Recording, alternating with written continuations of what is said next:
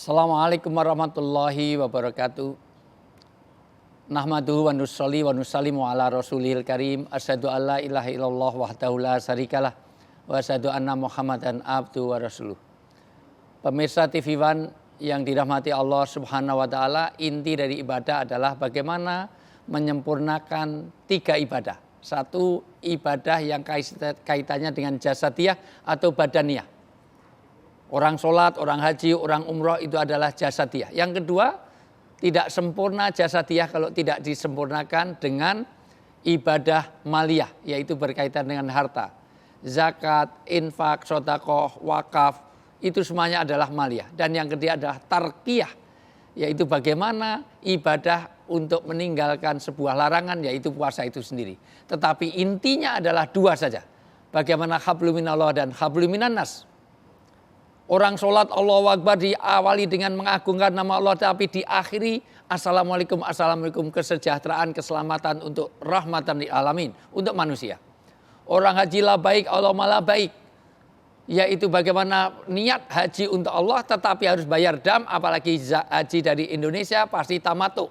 Tamatuk itu tangi makan ngantuk, tangi mangan ngantuk. Maka dia bayar dam. Bayar dam siapa? Untuk manusia. Ya.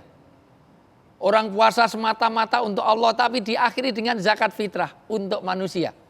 Al-Quran dimulai dengan basmalah mengagungkan nama Allah tapi diakhiri surat An-Nas artinya manusia. Maka ditegaskan di dalam surat An-Nisa ayat 36. Setelah orang berbakti kepada Allah, maka bagaimana hubungan sesama dengan kita itu menjadikan kesempurnaan kita. Bohong rasanya kita berpuasa kalau kita tidak ada kepedulian. Bagaimana tidak mengeluarkan zakat fitrah dari puasa kita. Kenapa? Karena puasa ini adalah membangun golden rule of ethic. Artinya bagaimana kalau kita sendiri tidak makan, tidak minum, kehausan, maka orang lain juga begitu. Maka kalau ada anak kita kok nangis karena dipukul temannya, jangan suruh balas dulu.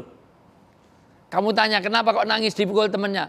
Dipukul temannya kok nangis, sakit. Kalau kamu nggak mau disakiti, jangan nyakiti orang lain. Kalau kamu nggak mau dipukul, jangan mukul orang lain. Kalau kamu nggak mau kecurian, jangan jadi koruptor. Kalau kamu nggak mau kelaparan, jangan biarkan orang lain kelaparan. Maka zakat fitrah menjadi penyucian diri kita di dalam berpuasa karena ujung-ujungnya orang itu kalau sudah baik kepada Allah, berbakti kepada Allah, bagaimana ibadah sosial kita. Innamatun soruna waturzakuna waturhamuna bidu'afaikum. Berkah rezeki kita, karena rezeki yang diminta bukan banyaknya, tapi berkahnya.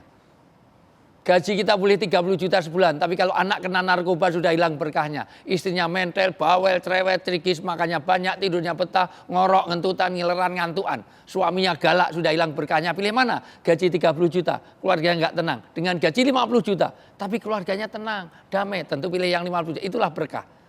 Akan ziyadatul khair, bertambah kebaikan kita kalau kita mau peduli pada orang yang tidak mampu.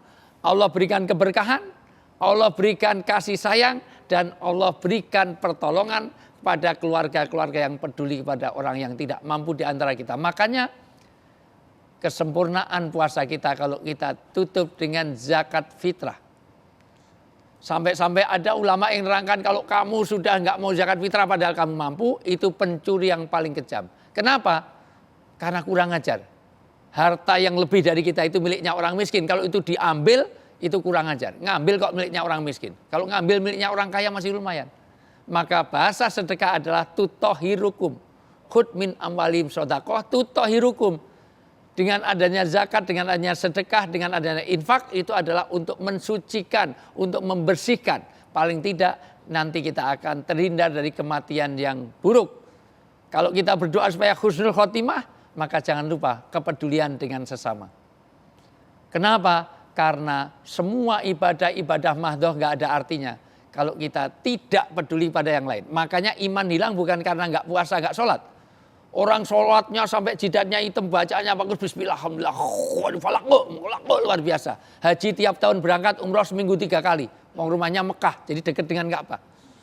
Tetapi dia bisa tidur kenyang, sementara tetangganya nggak bisa tidur karena lapar, imannya hilang. Iman hilang bukan karena nggak sholat, nggak puasa saja, tapi nggak peduli kepada tetangga.